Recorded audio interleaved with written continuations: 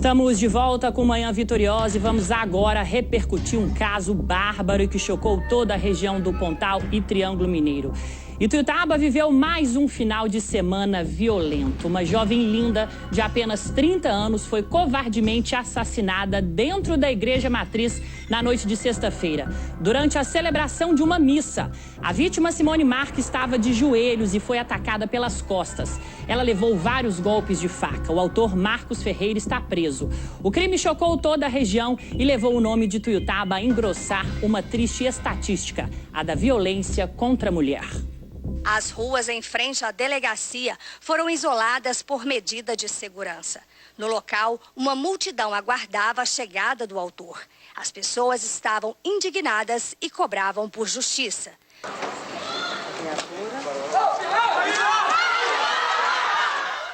Marcos Ferreira foi preso em flagrante na cidade de Rio Verde, estado de Goiás, a 250 quilômetros de Ituiutaba. Ele demonstra muita frieza, né, em relação ao crime. Ele tentou correr, mas logo se entregou e responderá por um crime hediondo, né, que a pena varia de 12 a 30 anos de prisão. O homicídio que ocorreu dentro da igreja matriz na cidade de Ituiutaba deixou a população em pânico. A vítima, Simone Marca, de 30 anos, estava assistindo a uma missa quando Marcos Ferreira aproximou dela e efetuou vários golpes de faca. Um autor usou de uma faca para tirar a vida, né, da vítima. E tudo indica, né, pelas informações até agora colhidas, que se trata de um crime passional. Simone Marca é natural de Serra Alta, Santa Catarina. Ela estava morando em Ituiutaba há cerca de 7 anos. Segundo um dos irmãos de Simone, ela teve um relacionamento com Marcos, que disse a ela que estava separado da esposa. Mas quando Simone descobriu que era mentira, ela terminou o relacionamento e depois disso começou a sofrer ameaças. Pelo que a gente sabe, ele é casado. Ele tem uma pessoa e ele nunca abandonava essa pessoa e mesmo assim procurava ela. Aí ela queria saber se ele deixava da outra para ficar com ela e só com ela, e ele ficava dando esperança que não tinha nada com a outra e só com ela, e iludindo, né? E ele falou várias vezes que ou ficava com ele ou não vivia mais. Tem um mandato de que ele não pode permanecer próximo a qualquer membro da família. Ele não respeitou, não estava respeitando. Ele passava na frente da casa dela e falava coisas para ela. E ela procurou a justiça, né? Ele foi preso 2 vezes. Ele foi reincidente, foi preso, ficou 1 mês mais ou menos e logo saiu.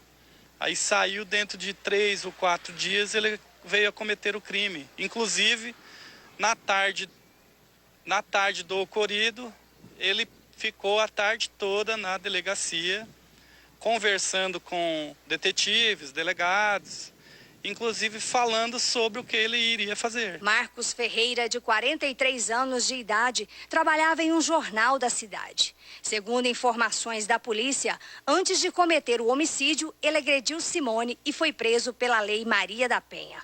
Há 9 dias, ele tinha saído do presídio.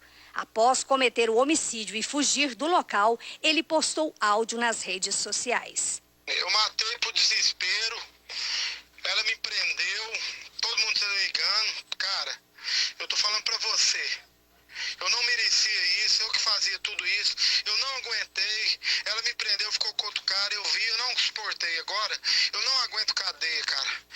Segundo informações da Polícia Militar, além desse homicídio, Marcos Ferreira tem várias passagens pela polícia pelos crimes de lesão corporal, ameaça, atrito, injúria, falsa comunicação de crime e furto. O namorado de Simone estava com ela na igreja. Ele seria apresentado à família em um jantar após a missa. A gente espera justiça leal, justiça correta. Que as pessoas, as autoridades que investigam, que tenham o discernimento e a lealdade de prender, porque essa pessoa não merece estar no seio da sociedade.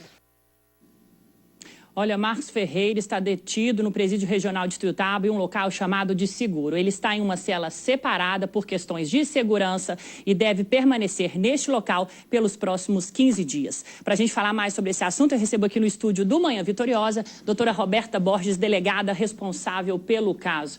Doutora Roberta, bom dia. Obrigada pela participação. Um crime que chocou não só a cidade de Tuiutaba, mas todo o Triângulo Mineiro. Foi repercussão também na imprensa nacional pela crueldade e pela ousadia do autor invadir uma igreja dentro de uma missa, na celebração de uma missa e cometer um crime bárbaro como esse. A Polícia Civil já encerrou o inquérito. Quais as linhas de investigação?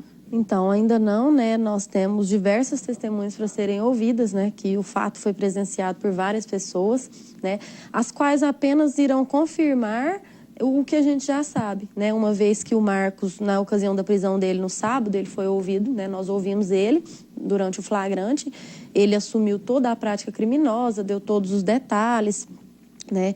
E então já está devidamente apurado, mas nós, né, necessariamente, né, temos que ouvir as testemunhas que presenciaram, que tomaram conhecimento do fato, testemunhas envoltas ali no seio da vítima, da família da vítima, né, do autor. Então, ainda temos uns dias aí para encerrar o caso. É prematuro dizer ainda, mas a polícia trabalha com a hipótese de crime passional, ou essa questão de ele ter agido no calor da emoção já está derrubada e trata-se mesmo de um homicídio doloso quando ele tinha a intenção de matar? Então, a questão, o crime passional, a nominação de crime passional é pela a doutrina do direito que dá essa nominação. Sem dúvida, foi um crime passional, que é o que motivou ali, foi ciúme dela, né, envolvendo ali um relacionamento de um tempo já. Então, sem dúvida, foi um crime passional cometido por ele. E a questão da violenta emoção é o que ele alega, né? Isso aí fica para a defesa dele, né? Nós não vamos julgar isso, mas que foi doloso, foi. Por quê? Porque ele tinha a intenção de matar ela. Ele desde que ele a viu, ali, segundo ele, a viu por acaso, né? Ele já correu ali no carro, pegou a faca e já foi em direção para tirar a vida dela. Isso aí ele confirmou. Então, o dolo ali já está configurado também. Doutora Roberta, podemos dizer que estamos diante de uma tragédia anunciada, já que o autor já foi preso por 2 vezes e, segundo relatos do próprio autor também, durante uma entrevista coletiva, e de o irmão da vítima, ele disse que no dia do crime ele esteve na delegacia conversando com autoridades de segurança pública e que dizia que estava desesperado, que não sabia o que poderia cometer. Teria como evitar essa tragédia, doutora Roberta? O que o Marcos Ferreira disse quando esteve com a senhora e também com demais membros da Polícia Civil na tarde do crime? No dia dos fatos, ele realmente esteve na delegacia, mas comigo ele foi conversar questões de outros fatos, no caso não envolvendo esse presente, e veio me pedir a respeito dessa vítima. No caso, ele veio me pedir, solicitar se seria possível ser decretado pelo juiz da vara criminal medidas protetivas em favor dele, né? Que, enfim, informando que ela estaria procurando ele, que ele não queria mais nada, né?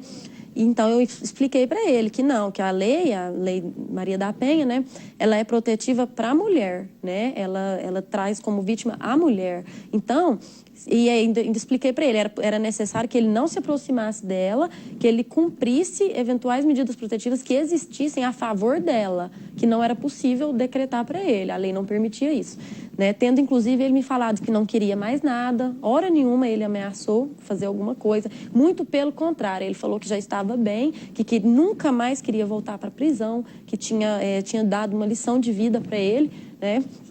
E que ele não iria procurá-la nunca mais, que inclusive ele falou que iria para uma fazenda, né, ficar lá um tempo para poder pensar nos atos dele, né?